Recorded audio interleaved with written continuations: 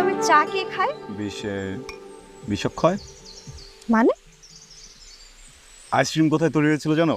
সেটা জানাটা কি এখন খুব বেশি জরুরি? হ্যাঁ, আর সেটা যদি তোমাকে না জানাতে পারি তাহলে গরমের ভিতরে চা কেন খাচ্ছে এটা রহস্য উন্মোচন করবো কিভাবে? সেই রহস্য উন্মোচন করতে আমি একদম ইন্টারেস্টেড না। ওকে, টপিক চেঞ্জ। আপনি কিসে ইন্টারেস্টেড প্রিয়তমা? ইমন, কালকে আমার এঙ্গেজমেন্ট, তুমি আমার সাথে ফাইজলামি করতেছো?